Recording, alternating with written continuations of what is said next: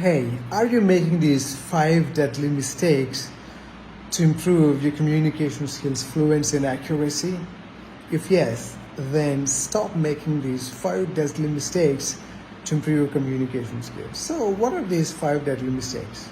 First one, reading books, magazines, and newspapers to improve your fluency. If you're trying to read books, magazines, and newspapers just to improve your communication skills, fluency, and confidence, don't do it, because reading books is a passive learning. And when you read books, you're gathering information, but you're not speaking. When you speak, only then you'll improve your fluency, right? So, reading books will not help you speak English fluently and confidently. And number two, watching movies with subtitles. So what's wrong in watching movies with subtitles? Well, when you watch movies, you focus on reading the subtitles and you'll be exhausted because you keep on reading subtitles which you really don't understand the meaning, and you'll not even enjoy the movie, right? So we watch movies to enjoy. So I don't really think reading books is a very, a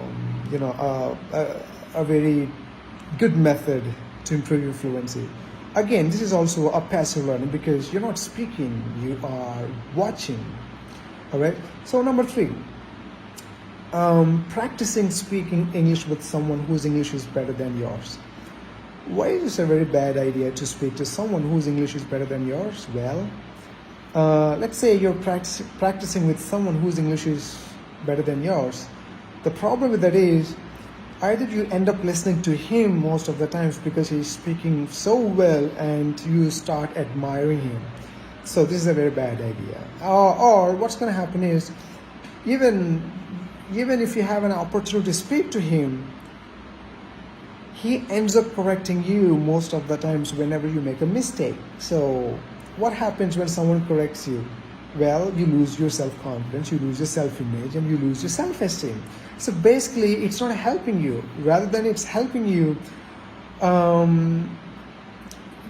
you will lose your motivation to even make an attempt to practice. So this is a very bad idea. And number three, finding a native speaker to practice with so that you can improve your communication skills. This is a very, very bad idea. Why you should not practice speaking with a native speaker? So this is the thing. So getting a native speaker is really, really challenging because either you have to have money to pay for them, or even if you can afford to pay for them, or even if you are able to pay the fee. The problem with that is, again, they end up correcting you most of the time, so they don't understand you when you speak, or you don't understand when they speak because language barrier.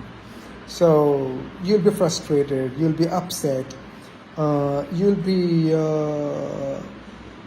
get corrected most of the time. So this is not a very good idea to practice speaking English with someone from the native speaking countries. All right. So the last one, which is going to English speaking country.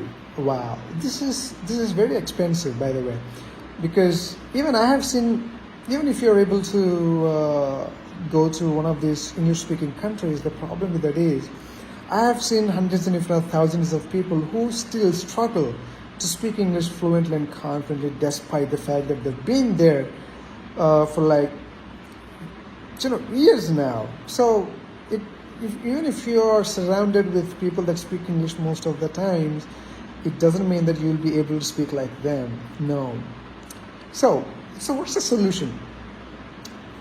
I'm not saying these five traditional methods or conventional methods will not work. I'm not saying that. But they are, a painful way to improve your fluency. So what do we have to do? In order for these five traditional methods to work for you, you have to have three fluency pillars that nobody knows, that nobody's even telling anyone. I mean, even if you go and ask English speaking, or maybe spoken English gurus, they will not tell you these things because they don't know. Even if you take spoken English classes, what happens is they give you sentences and structures to write like hundreds and hundreds of times. And by the way, who is doing the most of the talking? Your mouth or you or your hand? But they give you a lot of work to like handwritten work. I don't know why they give a lot of work to write when speaking comes only when you speak. Because see, we learn walking by walking. We learn riding a bike by riding. And we learn driving a car by driving, by actually sitting behind the wheel and driving, right? So why don't we do the same thing when it comes to speaking the language? You need to speak, only then you'll be able to speak. But in order for you to speak and practice with these traditional methods, you have to have these three important aspects. And what are these important aspects? Or important components or important pillars of fluency? Well,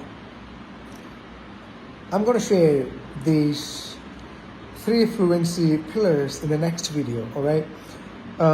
But if you can guess what these three fluency pillars are, let me know in the comment section. But I want to see whether you know it or not. So when I post, stay tuned for another video. I'm going to post these three fluency pillars starting with the first one, all right? And then I'm going to post three videos for three fluency secrets.